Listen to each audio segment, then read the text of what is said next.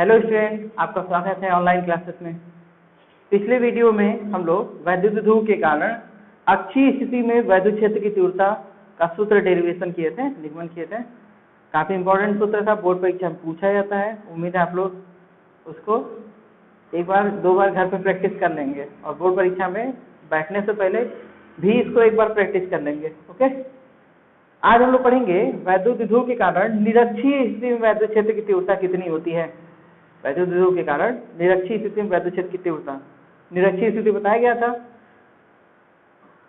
कि वैद्युत ध्रुव आघूर्ण के केंद्र से, मतलब दोनों आवेशों को मिलाने रेखा के मध्य बिंदु से वैद्युत ध्रुव आघूर्ण के लंबवत अगर कोई रेखा खींची जाए तो उसे बोलते हैं निरक्षीय स्थिति, और उसके कारण हम लोग को वैद्युत क्षेत्र की तीव्रता निकालनी है। ओके, चलिए बनाते हैं एक फिगर ध्यान से देखिएगा, फिर आप लोग बनाइएगा। ओके, ये दो आवेश हैं, एक को -q और एक को +q कहते हैं। एक बिंदु A पर रखा है, दूसरा बिंदु B पर रखा है। इन दोनों के बीच की दूरी 2l है। सुविधा के लिए इन दोनों के बीच की दूरी 2l लेते हैं। इन दोनों के बीच की दूरी 2l है, तो ये हो गया एक वैद्युत ध्रुव। वैद्युत ध्रुव हो गया जिसमें दो आवेश एक दूसरे से अल्प दूरी 2l पर स्थित है। ओके, हम लोग को निरक्षीय स्थिति में निकालना है, यानी इसके ठीक मध्य बिंदु से।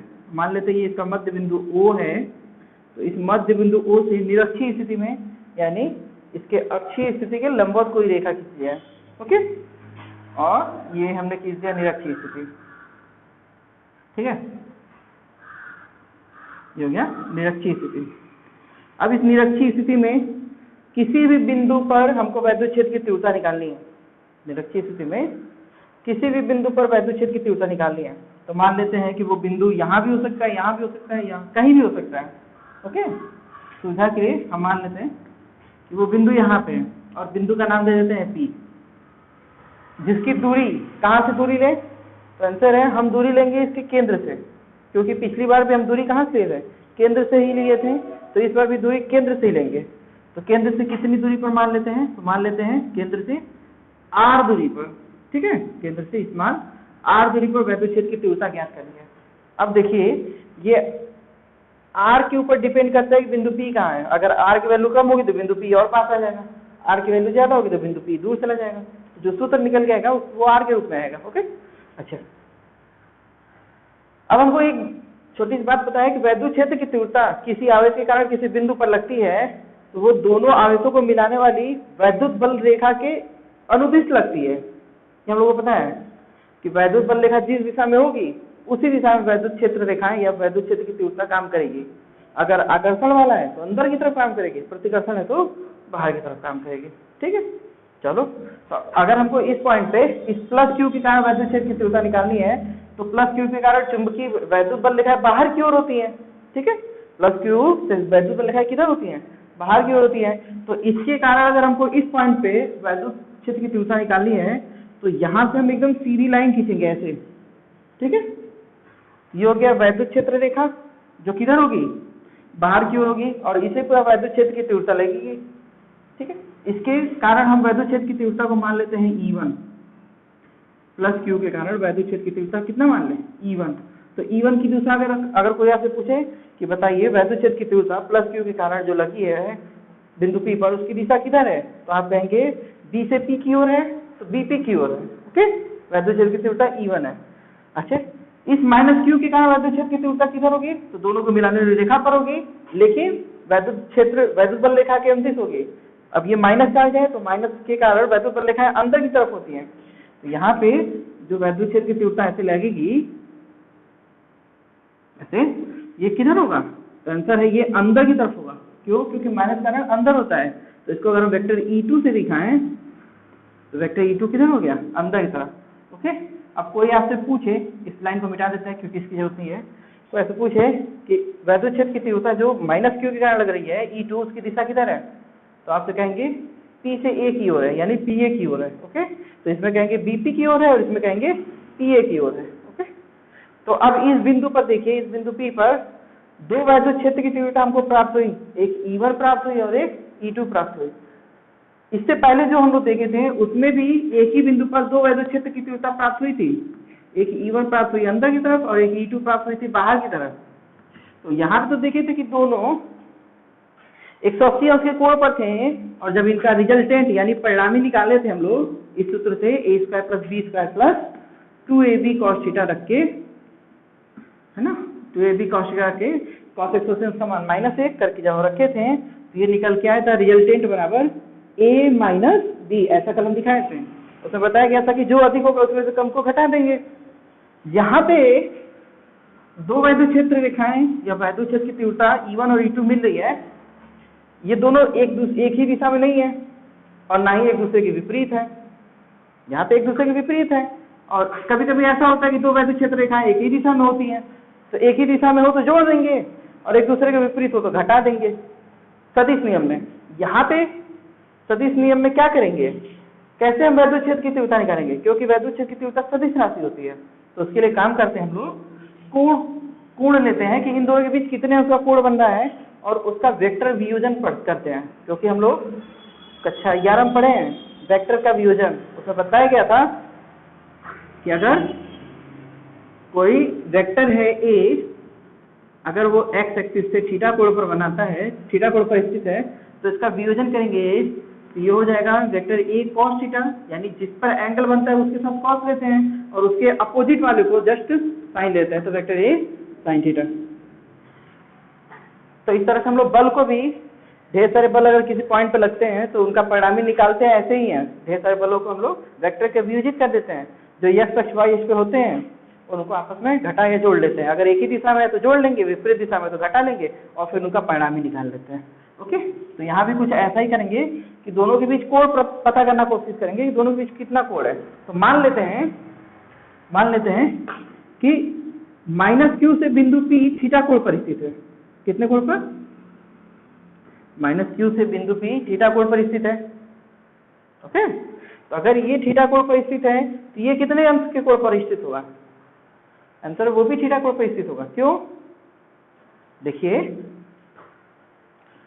अगर ये दो त्रिभुज की हम बात करें, दो त्रिभुज की, तो ये भुजा बराबर इस भुजा के, क्यों? क्योंकि पूरे का मध्य बिंदु है, इसलिए ये भुजा बराबर इस भुजा के।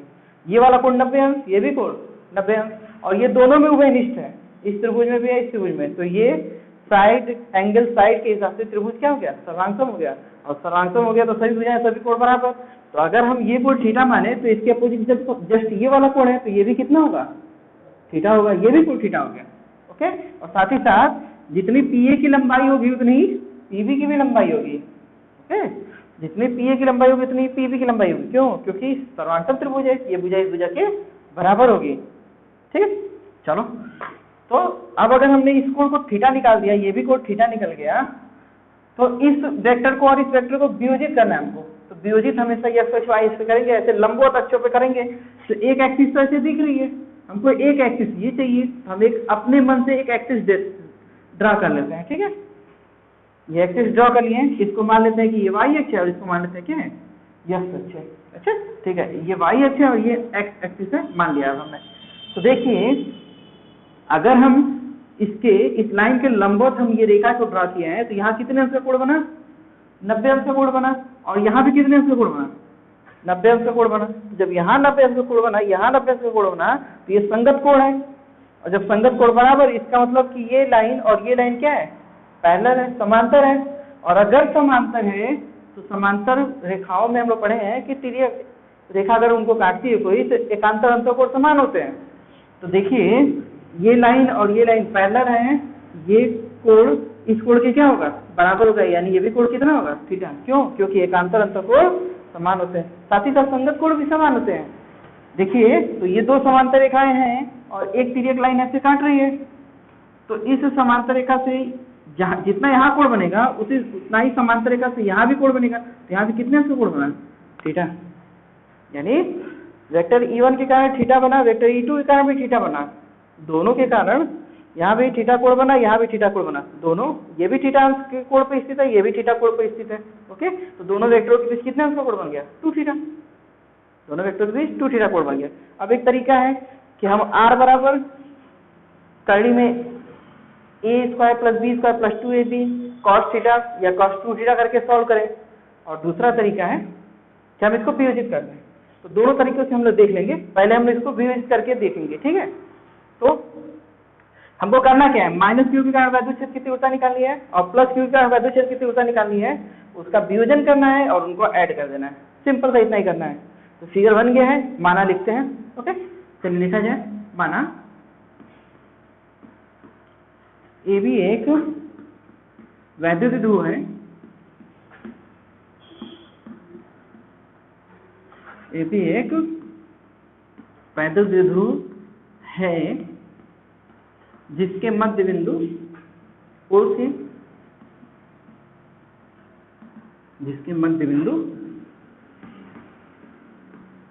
O से r दूरी पर स्थित बिंदु E पर वैद्युत क्षेत्र की तीव्रता ज्ञात करनी है, वैद्युत क्षेत्र की तीव्रता ज्ञात करनी है।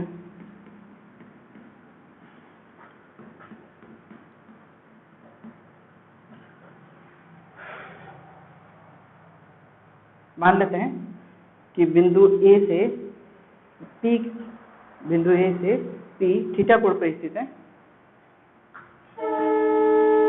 माना बिंदु A से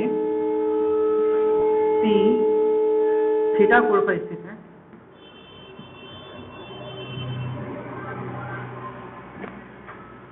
है, इसलिए ज्यामिति के अनुसार, सीधे लिखेंगे ज्यामिति के अनुसार, इसके ज्यामिति के अनुसार ये वाला कोण भी थीटा होगा और PA बराबर PB भी होगा। ओके, ज्यामिति के अनुसार B से P भी, B से P भी थीटा कोण पर स्थित होगा, थीटा कोण पर स्थित होगा तथा PA बराबर होगा किसके, PB के। ठीक है, PA बराबर PB के होगा। चलो, तो हम PA और PB को बराबर कर दिए हैं, लेकिन PA है कितना, क्योंकि जब हम वैद्युत क्षेत्र की तीव्रता निकालेंगे तो ये वाली दूरी हम लेंगे, क्योंकि सीधी सीधी दूरी होती है तो उसको लेंगे।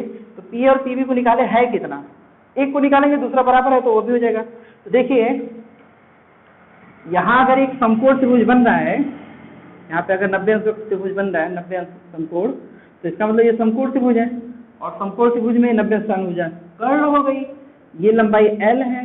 ओके, तो लंब का स्क्वायर प्लस आधार स्क्वायर बराबर कितना होगा, कर्ण का स्क्वायर। ओके, तो अगर हम लिखेंगे कि PA बराबर कितना है, तो PA बराबर PB और बराबर ये कर्ण है, तो कर्ण का स्क्वायर बराबर लंब का स्क्वायर प्लस आधार का स्क्वायर।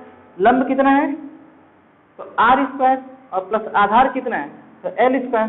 तो कर्ण का स्क्वायर बराबर इतना, तो कर्ण बराबर कर्डी में हो जाएगा। ठीक है, तो PA और बराबर PB बराबर हो जाएगा कितना, कर्डी में R square plus L square. तो हमने ज्यामिति के अनुसार ये भी को थीटा कर दिया, PA बराबर PB कर दिया और PA बराबर PB बराबर कर्डी में R square plus L square. ठीक है, सब ज्यामिति से हो गया।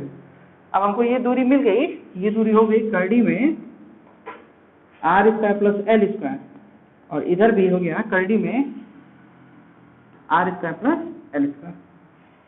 ठीक है, अब हमको वैद्युत क्षेत्र की तीव्रता निकालना है, अब हमको वैद्युत क्षेत्र की तीव्रता निकालना है। तो चलिए निकाला जाए। देखेंगे माइनस क्यू के कारण जो वैद्युत क्षेत्र की, अच्छा चलो पहले प्लस क्यू के कारण निकालते हैं। ये वैद्युत क्षेत्र की तीव्रता E1 है, तो इसको प्लस क्यू से दिखा रहे हैं, तो पहले लिखते हैं। इसलिए अब शुरू करते हैं यहाँ से डेरिवेशन। प्लस क्यू के कारण वैद्युत क्षेत्र की तीव्रता, प्लस क्यू के कारण वैद्युत क्षेत्र की तीव्रता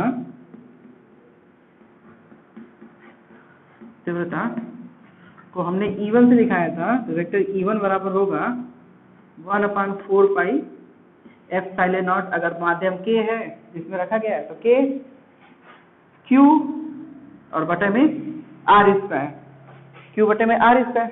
यहाँ पे दूरी कितनी है, करड़ी में R square plus L square, और उसका स्क्वायर करेंगे तो करड़ी हट जाएगी, तो ये हो जाएगा R square plus L square. सीधे सीधे हो गया, करड़ी हट गई। ठीक है, स्क्वायर करेंगे तो करड़ी हट जाएगी, R square plus L square हो गया। दिशा किधर है, दिशा आप लिखेंगे बी से पी की ओर था तो बीपी की ओर। दिशा किधर है, ये वैद्युत क्षेत्र की तीव्रता जो लग रही है वो बीपी की ओर लग रही है। ओके, इसी प्रकार माइनस क्यू के कारण अगर हम वैद्युत क्षेत्र की तीव्रता निकालें, माइनस क्यू के कारण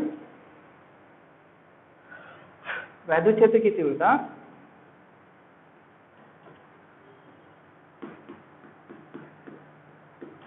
को हमने E2 से माना है, तो वैद्युत क्षेत्र की तीव्रता को अगर E2 से दिखाएं तो वेक्टर E2 बराबर होगा 1/4 पाई एप्सिलॉन नॉट के क्यू बटे में, वहां भी करड़ी हट जाएगी, कितना बचेगा R square plus L square, यही मिलेगा। और दिशा इसकी किधर हो जाएगी, P से A की ओर, यानी PA की ओर, है ना, इसकी दिशा हो गई PA की ओर। तो इसको मान लेते हैं समीकरण 1 और इसको मान लेते हैं समीकरण 2। तो नोट कर लीजिए इतना। चलिए, तो हमने देखा बिंदु A के कारण वैद्युत क्षेत्र की तीव्रता और बिंदु B के कारण वैद्युत क्षेत्र की तीव्रता, दोनों की वैल्यू सेम है। देखिए ध्यान से, दोनों की वैल्यू सेम है, बस चेंज क्या है, दिशा चेंज है, एक PA की ओर है एक BP की ओर है। ठीक है, बस दिशा चेंज है। तो अब एक हम काम करेंगे कि इनका परिणामी निकालेंगे, और परिणामी दो तरीके से निकाला जा सकता है। ठीक है, हम दोनों तरीका देखेंगे, आपको जो एग्जाम में अच्छा लगेगा आप उससे करिएगा। ठीक है, तो अब यहाँ से शुरू होता है फर्स्ट मेथड। आप चाहें तो एग्जाम में इसके बाद से यहाँ से लगा सकते हैं, और चाहे तो दूसरे मेथड से भी लगा सकते हैं जो बाद में बताएंगे। इसके फर्स्ट मेथड देखिए, फर्स्ट मेथड सिंपल है कि अगर हमको बिंदु P पर परिणामी निकालना है तो देखिए लिखेंगे, इसलिए बिंदु P पर परिणामी, इसलिए बिंदु P पर परिणामी, और यहाँ पे हम लोग लगाएंगे सदिश के योग का नियम, वो भी समांतर चतुर्भुज का नियम। बिंदु P पर परिणामी को अगर हम E से दिखाएं तो E बराबर होगा वेक्टर E बराबर, अभी हम इसकी दिशा भी निकालेंगे, वेक्टर E बराबर होगा करड़ी में A square plus B square plus 2AB और उन दोनों के बीच बना कोण। तो A की जगह E1 है, B की जगह E2 है, तो हो जाएगा E1 स्क्वायर, हटा अभी वेक्टर हम दिशा इसकी हम बता देंगे अभी बाद में, E1 square plus E2 square plus 2E1 E2 और cos थीटा। लेकिन यहाँ पे इन दोनों के बीच कुल कितना कोण बन रहा है, थीटा प्लस थीटा, 2 थीटा कोण बन रहा है। ध्यान दीजिए, E1 और E2 के बीच कुल कितना कोण बन रहा है, 2 थीटा बन रहा है, तो यहाँ लिख देंगे cos 2 थीटा। ओके, अब इसको देखिए, E1 स्क्वायर करेंगे तो आपको पता है कि E1 और E2 दोनों सेम है, दोनों की वैल्यू बराबर है, कितना है, इतना है। तो जब स्क्वायर करेंगे तो वही चीज यहाँ भी स्क्वायर होगा, वही चीज यहाँ भी स्क्वायर होगा, और चूंकि दोनों बराबर है तो फिर से स्क्वायर होगा। भाई E1 E2 दोनों बराबर हैं, तो चाहे इसको E1 लिख दे तो E1 लिख दे तो E1 स्क्वायर हो जाएगा, चाहे इसको E2 लिख दे तो E2 स्क्वायर हो जाएगा। मतलब ये स्क्वायर और ये स्क्वायर, तीन जगह स्क्वायर मिलेंगे और तीनों क्या होंगे, बराबर होंगे। कितना होगा, बस इस पूरे का स्क्वायर होगा।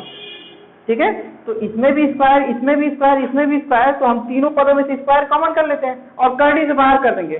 तो जब करड़ी से बाहर करेंगे तो मान लेते हैं, चूंकि अच्छा यहाँ पे देख लो, अभी एक लाइन और लिख लेते हैं समझने के लिए, कि मान लेते हैं कि E2 भी E1 के बराबर है, क्योंकि दिशा भी नहीं ले रहे हैं, ठीक है, केवल परिमाण ले रहे हैं। तो E1 और E2 दोनों बराबर थे, तो ये भी हो गया E1 स्क्वायर और प्लस E1 इसको कर दिया E2 को, तो ये भी हो गया E1 square plus into cos 2 theta, ऐसे हो गया E बराबर परिणामी। तो अब देखिए, इसमें भी E1 स्क्वायर, इसमें भी E1 स्क्वायर, इसमें भी E1 स्क्वायर, कॉमन कर लेंगे E1 स्क्वायर और करड़ी से बाहर कर देंगे तो केवल E1 बचेगा और E1, ठीक है, केवल E1 बचेगा। करड़ी के अंदर क्या क्या बचेगा, यहाँ बचेगा 1, यहाँ बचेगा 1 और यहाँ बचेगा 2 cos 2 थीटा। तो 1 + 1 + 2 cos 2 थीटा, ठीक है। E बराबर E1 2 प्लस 2 cos 2 थीटा, ठीक ना। 1 + 1 2 हो गया और 2 cos 2 थीटा है, 2 cos 2 थीटा। तो cos 2 थीटा का ऐसा सूत्र लगाएंगे जिससे ये कट जाए 2, तो 2 cos स्क्वायर थीटा माइनस 1 लगाएंगे यहाँ पे। cos 2 थीटा का सूत्र होता है 2 cos स्क्वायर थीटा माइनस 1, ठीक है।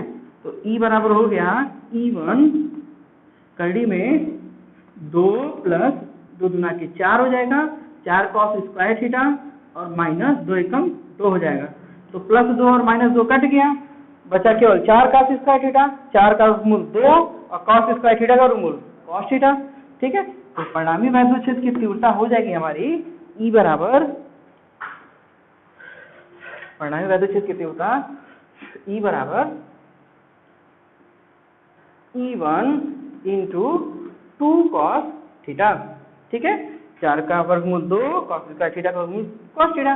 तो E बराबर E1 की वैल्यू रख दें, तो समीकरण 1 से रखिए चाहे 2 से रखिए, 1/4 पाई एप्सिलॉन K Q बटे में R² प्लस L² और इंटू 2 cos थीटा, ठीक है, इंटू 2 cos थीटा। इतना हो गया, समझ में आया इतना। तो अब देखिए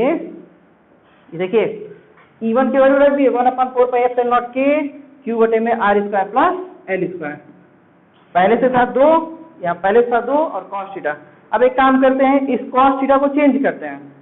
तो अगर इस त्रिभुज में cos लें, ये वाला जो त्रिभुज है इसमें cos लें, तो cos बराबर होता है आधार बटे कर्ण, आधार बटे कर्ण। तो आधार कितना है L और कर्ण कितना है, कड़ी में R² प्लस L²। तो E बराबर लिखेंगे 1/4 पाई एप्सिलॉन K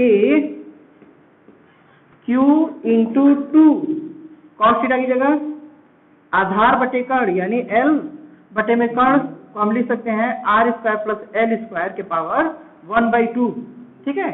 पावर 1/2 लिख दें, क्यों कर्ण का मान 1/2 होता है और यहाँ पे बटे में था R² प्लस L²।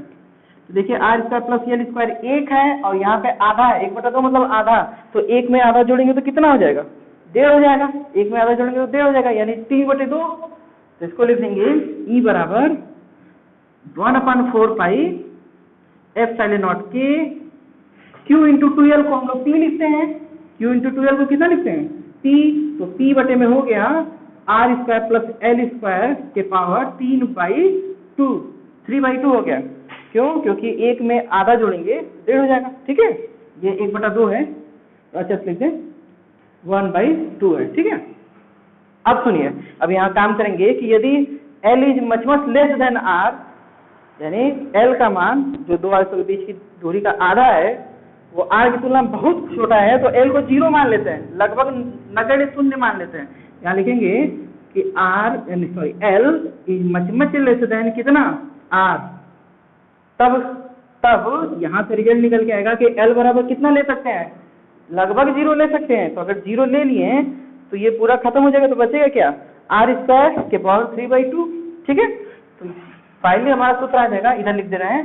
तो E बराबर हो जाएगा 1/4 pi epsilon K P small p और बटे में देखिए जब L 0 हो गया तो बचा क्या R², यहाँ कर दे रहे थोड़ा सा, R² और के पावर कितना था 3/2। तो जब भी पावर के ऊपर पावर होता है तो पावर का गुणा होता है, तो 3/2 ऐसे हो गया। तो 2 ये भाग में 2 गुणा में, तो 2 से 2 कट जाएगा, कितना आएगा R3, कितना आ गया R3। तो यहाँ पे लिख लेंगे हम लोग, ये हो गया R3। ये हो गया बिंदु P पर वैद्युत क्षेत्र की तीव्रता E बराबर 1/4 पाई एप्सिलॉन K P/R3।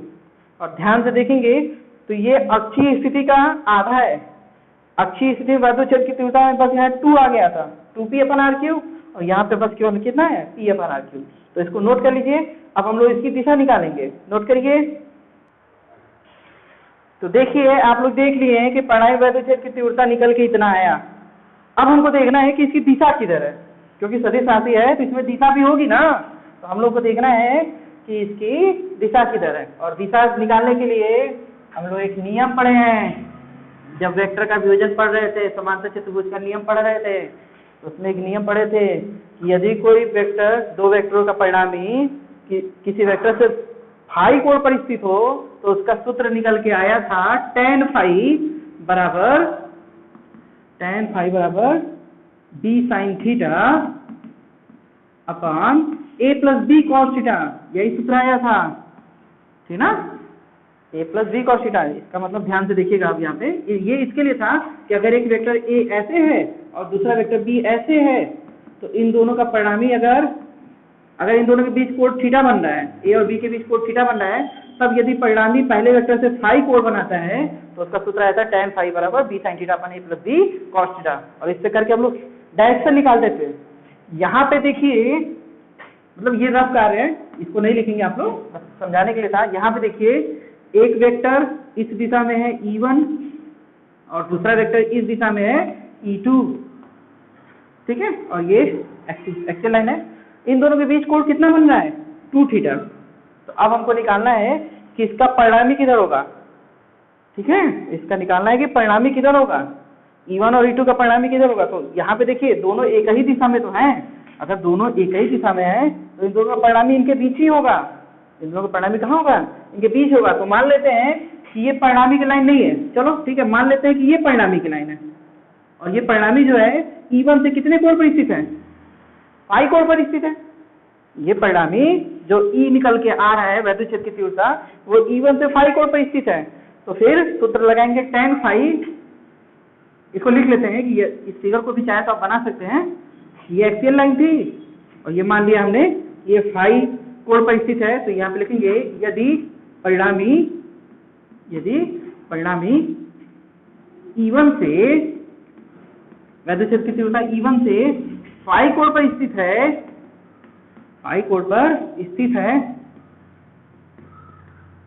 तब फाई कोण पर स्थित है, तब सूत्र होता है tan फाई बराबर b sin theta upon a plus b cos theta.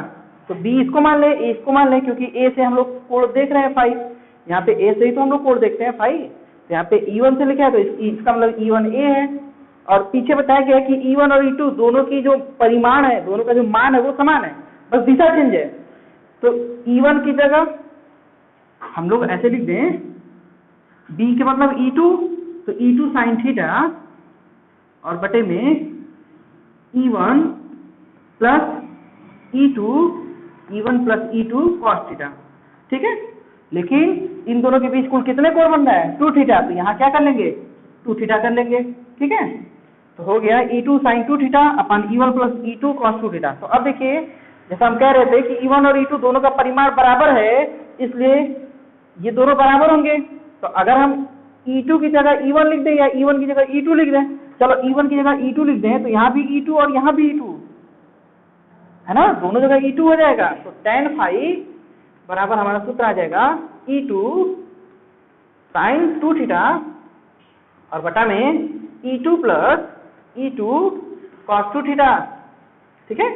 अब E2 कॉमन करेंगे तो ऊपर भी E2 मिलेगा, नीचे भी E2 मिलेगा, गुणा में कट जाएगा, तो बचेगा क्या tan फाई बराबर sin 2 theta upon 1 plus cos 2 theta. अब इसको सॉल्व करना है, ये तो सॉल्व करना बहुत इजी है आप लोग के लिए।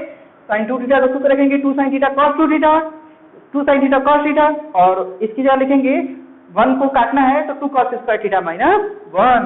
तो ये जगह tan फाई बराबर 2 sin थीटा cos थीटा और बटे में 2 cos स्क्वायर थीटा माइनस 1, और जब माइनस 1 रखेंगे तो माइनस 1 प्लस 1 कट जाएगा। थोड़ा सा जगह कम है इसलिए हम डायरेक्ट कर रहे हैं, आप इसको ले सकते हैं 2 cos स्क्वायर थीटा माइनस 1 और फिर माइनस 1 से प्लस 1 को काट सकते हैं। अब देखिए 2 से 2 कट गया, एक cos थीटा से एक cos थीटा कट जाएगा, तो नीचे एक cos थीटा बचेगा, ऊपर sin थीटा बचेगा, तो हो जाएगा tan फाई बराबर कितना sin थीटा बटे cos थीटा यानी tan थीटा, tan फाई बराबर tan थीटा। तो इसका मतलब कि फाई कितना हो गया थीटा के बराबर, ये याद रखना है, फाई किसके बराबर हो गया थीटा के बराबर। इसका क्या मतलब है, इसका ये मतलब है कि जो कोण 2 थीटा बन रहा था उसके आधे पर, जो कोण 2 थीटा बन रहा था उसके आधे पर ही तो थीटा आ रहा है, यानी जो परिणामी हमको मिल रहा है ये 2 थीटा के आधे पे मिल रहा है, और 2 थीटा का आधा यही है क्या, आधा है, तभी तो इधर भी थीटा है इधर भी थीटा है, यानी परिणामी हमको किधर मिला। अगर इसको क्यू लिख दें, मान लो फिगर में तुम लिख लेना क्यू बना लेना, ठीक है। तो वेक्टर ई को दिखाएं अगर हम परिणामी से, तो परिणामी हो गया पी से क्यू की ओर, ठीक है। इसको फिगर में क्यू लिख लीजिएगा आप लोग। तो परिणामी जो वेक्टर ई निकल कर आया वो किस दिशा में आया, क्यू की ओर। इसका मतलब कि हम जो लाइन खींच रहे थे ना, ये लाइन देखिए यहाँ पे, ये जो लाइन ई खींच रहे थे वेक्टर ई, असल में ये ऊपर नहीं है, कहाँ है, एक्सिस पे ही है। ये जो एक्सिस थी उसी पर स्थित है। डायरेक्शन किधर है, पी से क्यू की ओर, लेकिन यहाँ पे डायरेक्शन किधर होती है, ध्यान से देखिएगा, यहाँ पे डायरेक्शन किधर होती है, यहाँ पे डायरेक्शन पी से क्यू की ओर है, और यहाँ पे वैद्युत विभव आघूर्ण की डायरेक्शन किधर होती है, माइनस से प्लस की ओर। तो यहाँ पे डायरेक्शन इधर है, पी की डायरेक्शन यानी वैद्युत विभव आघूर्ण की डायरेक्शन पूछे तो ये है, और जो हमको वैद्युत क्षेत्र की तीव्रता मिल रही है ये मिल रही है, इसके अपोजिट। इसलिए लिखेंगे कि वेक्टर ई की जो दिशा है वो वैद्युत विभव आघूर्ण की क्या है, विपरीत है, ठीक है। तो ये हो गया वैद्युत क्षेत्र की तीव्रता। और अगर हम दिशा को निकालना चाहे तो ये नोट कर लीजिएगा। तो अब लिखेंगे, इसलिए वेक्टर ई बराबर, अगर हम सूत्र डायरेक्ट लिखें तो अब लिख देंगे लास्ट में 1/4 पाई एप्सिलॉन नॉट के क्यू, नहीं सॉरी पी और बटा में आर क्यू, और यहाँ पे साथ में अगर हम दिशा दिखाना चाहें तो लिखेंगे वेक्टर पी के यानी वैद्युत विभव आघूर्ण के विपरीत, वैद्युत विभव आघूर्ण के क्या हो गया, विपरीत हो गया, ठीक है। इसको लिख लीजिएगा, वैद्युत विभव आघूर्ण के विपरीत, ठीक है। ये हो गया वैद्युत क्षेत्र की तीव्रता के सूत्र का निर्माण वैद्युत विभव के कारण निरक्षीय स्थिति में। या फिर हम इसको लिख सकते हैं पी के की ओर, है ना, या हम इसी को, इस पी के विपरीत को हम लिख सकते हैं फिर से पी क्यू की ओर। क्या लिख सकते हैं, पी क्यू की ओर, ठीक। यहाँ पे देखिए, जैसे जैसे अभी तो वैद्युत विभव आघूर्ण यानी वैद्युत क्षेत्र की तीव्रता इस दिशा में थी अक्षीय स्थिति में, लेकिन जैसे जैसे हम ऊपर जाते हैं वैद्युत विभव आघूर्ण की दिशा क्या होती जाती है, चेंज होती जाती है, और ठीक 90 अंश पे, ठीक 90 अंश पे क्या होती है, पलट जा रही है कि नहीं, ठीक 90 अंश पे पलट जा रही है। नोट कर लीजिए इसको नोट कर लीजिए। तो चलिए अब हम लोग सेकंड मेथड से इसी को सॉल्व करने की कोशिश करते हैं। ये था फर्स्ट मेथड जिसके द्वारा हम लोग वैद्युत क्षेत्र की तीव्रता निकालें और उसकी दिशा निकालें। ये थोड़ा सा है ना, ये जो है थोड़ा सा कैलकुलेशन के आधार पर था। अब जो दूसरा निकालने वाले हम लोग थोड़ा सा डिवीजन या थ्योरी के आधार पर। चलिए देखते हैं सेकंड मेथड। उतना लिखने के बाद या तो आप एग्जाम में फर्स्ट मेथड से लगाइए इतना सब, या फिर सेकंड मेथड से लगाइए छोटे में, ठीक है। सेकंड मेथड देखिए, सेकंड मेथड छोटा सा है, देखिए देखिए ध्यान से देखेंगे, ठीक ना। एक वेक्टर ई ऐसे ऊपर की ओर, एक वेक्टर ई ऐसे है नीचे की ओर, ये एक्सियल लाइन थी, यहाँ कोण थीटा बन रहा था और यहाँ भी कोण थीटा बन रहा था, ओके। और ये इसके परपेंडिकुलर लाइन ऐसे थी, ठीक ना। यहाँ पे फिगर में देखिए, फिगर को थोड़ा सा अलग बना दिया है। अब जब हम इसको निकाले हैं E1 और E2 को, तो दिशा वो सेम थी, परिमाण दोनों का सेम था, है ना। चलिए अब इसको वियोजित करते हैं। E1 को अगर वियोजित करेंगे तो बताया कि जिस पर कोण बनता है उसको कॉस लेते हैं, उसके अपोजिट वाले को साइन लेते हैं। तो ये हो जाएगा, क्योंकि इस पे कोण बना है इस लाइन पे, इसलिए E1 का ये क्या हो जाएगा, E1 वेक्टर E1, या केवल E1 लिखे, E1 cos थीटा, ठीक है। चलो वेक्टर रूप में E1 cos थीटा, ठीक है। और इसके अपोजिट इधर पड़ेगा, ये हो जाएगा वेक्टर E1 sin थीटा, ठीक है। इसको वियोजित करेंगे तो E2 के कारण, देखिए कोण इस पे बना है इस पे, इसलिए ये cos होगा। तो इसको वियोजित करेंगे तो ये हो जाएगा E2 vector E2 cos theta, और इसके अपोजिट इधर वाला हो जाएगा वेक्टर E2 sin थीटा, ठीक है। अब सुनिए यहाँ पे E1 और E2 दोनों बराबर, परिमाण दोनों का बराबर है, और यहाँ पे देख रहे हैं एक ऊपर है एक नीचे है, दिशा भी एक दूसरे के विपरीत। तो जब 10 में से मान लो ये 10 है ये भी 10 है, एक की दिशा ऊपर एक की दिशा नीचे, तो 10 में से 10 घटाएंगे कितना हो जाएगा, 0। 10 में 10 घटाएंगे 0, यानी E1 और E2 sin theta, E1 sin theta और E2 sin थीटा एक दूसरे के विपरीत हैं, और परिमाण समान है, बस दिशा विपरीत है, इसलिए इन दोनों का परिणामी शून्य हो जाएगा, ये समाप्त हो जाएंगे, खत्म है ना, क्योंकि ये भी 10 खत्म, जीरो घटा देंगे, जीरो हो जाएगा। लेकिन इसको देखेंगे तो E1 cos थीटा और E2 cos थीटा, यहाँ पे भी दोनों परिमाण समान है, E1 E2 का दोनों का परिमाण समान है, चाहे हम E1 को E2 लिखें, E2 को E1 लिखें, और दोनों cos थीटा, लेकिन दोनों एक दूसरे के विपरीत नहीं है ना, ये दोनों किस दिशा में है, एक ही दिशा में है, एक ही दिशा में है, यानी इन दोनों का परिणामी जब हम वियोजित किए हैं तो ये वाला समाप्त हो गया, बच्चा कौन सा, ये वाला बच्चा, यानी जो हमको परिणामी मिलेगा उसकी दिशा किधर होगी, ये वाली होगी, जिससे पीछे हम निकाले वही दिशा निकल के आ गई।